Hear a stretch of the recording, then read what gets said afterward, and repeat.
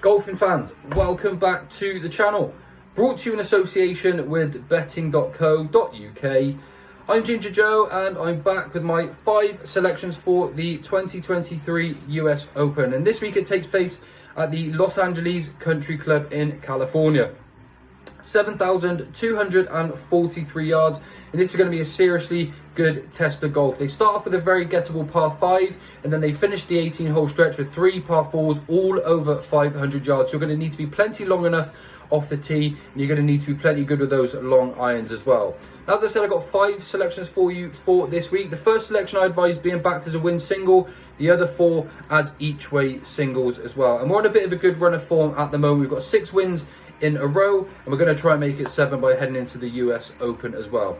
Last week's results, we had Nick Taylor win at 66 to 1, but I also put a Tommy Fleetwood who finished second at 20 to 1, and then we had a tie for third with Aaron Rai and CT Pan at 125 to 1 and 80 to 1 respectively. So hopefully we can continue that run this week as well.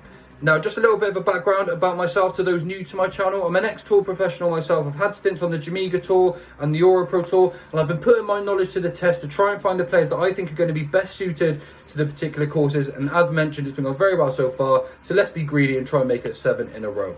Again, if you're new to our channel, please do hit that subscribe button. It's completely free to do so. And by doing that as well, you get to come over and join the group chat using the link in the description below. And that is where I put my selections first and foremost. But we'll go straight on to the selections for now, and my number 1 selection is probably likely to be a popular selection for this week, and that's Viktor Hovland at 16 to 1, the world number 5. He's my strongest bet of this week. He's having a really good season of it so far. He's definitely established himself as an elite player, and he's just been going from strength to strength. The only thing that's missing on his resume at the moment is a major title. It's definitely not going to be too far away. He was 3rd at the Players this year. He then finished 7th at the Masters after carding an opening round of 65, and even though he didn't play very well for the rest of the week, he still managed to finish in a tie for 7th, and that to me is a sign of a really, really good player. He was then 2nd at the PGA and pretty much only hit the 1 bad shot that round as well in that final day. That was from the bunker on 16, but definitely not to be looked down on. It was a superb performance all the way around, bar that 1 shot, and he has since gone on to win the Memorial Tournament as well. He's plenty long off the tee, and I love the soft fade that he has with his long irons. He controls it really, really well. I think that's going to bode really well for him this week. He's a class player, and at 16 to 1, Viktor Hovland is my number 1 selection.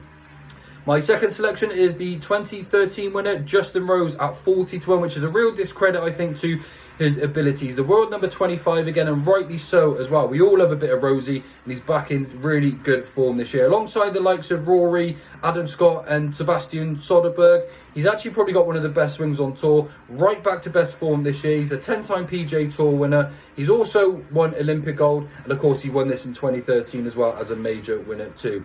He's back to winning ways this year. He won the AT&T at Pebble Beach back in February. He's been knocking on the door since. He was in contention last week for the Canadian Open. He's a really solid player. There's not a lot of course form to go on for this week, but with Justin Rhodes' experience, it's not going to be a problem for him. 40 to 1 for the win means you're getting 8 to 1 for a place for a top 10 finish for Justin Rhodes, and to me, that screams some really good value. My third selection is Harris English at 150 to 1. The world number 42 is a 4-time winner, very long off the tee, and his previous form actually tells you that he does better at these longer courses as well, so it'd be no surprise to see him go really well again this week. A 4-time winner, and lucky maybe not to have a few more wins on his resume. He was 2nd at the Arnold Palmer, he was 3rd at the Wells Fargo, and then he was pretty much in the lead for the Charles Schwab heading into the final round. But he's a really consistent player, and I just thought he'd be shorter than 150 to 1, maybe 80 to 1, 90 to 1, but you can get 150 to 1 about Harris English, and to me that's some really good value. My fourth selection of the week is Adam Scott at 80 to 1, already a major winner, and another player like Harris English does really well at longer courses and the tougher events as well. Plenty long off the tee, but he is absolutely superb with his long irons. A big requirement for this week. The only thing I think that determines how well or how high up the leaderboard Adam Scott's going to finish is his putting. Tee to green is absolutely class. He's definitely got the credentials to win, but his putting's been a little bit hit and miss. But if that putter's firing, I think 80 to 1 for Adam Scott's going to be a really good opportunity this week as well.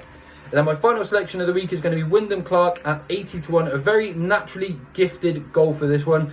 Broke his PGA maiden this year as well. He was really impressive when he went on to victory at the Wells Fargo, and he did it really well, holding off a late charge from the pack as well. With that win under his belt, he's going to now be chasing a major win. And not only has he won this year, but he's had 6 top 10s. And in the Zurich, he was really impressive. He backed up a 61 with a 62, so he can go really, really low, Windham Clark. He slightly got under the radar, I think, at 8-1. An excellent long game. He's actually the 7th longest on tour. Pretty decent with his putter, and I think that's going to be a really valuable combination for this week. So, my top 5 selections for this week are going to be Victor Hovland at 16-1.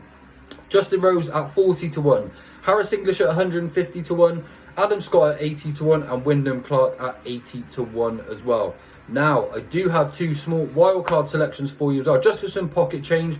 2 that I think are massively overpriced. And the first one is going to be Taylor Pendrith at 400-1, and the second one is Taylor Moore at 250-1. Now, what I'm going to do, I'm going to put my article from betting.co.uk below this video, so you can go out and check out all of the offers that we've got over there, and of course my full outline and analysis to these selections. So thanks everyone for tuning in. Again, please don't forget to hit that subscribe button and come over and join the Discord group chat using the link in the description below. Bye for now and good luck with your bets. Bye.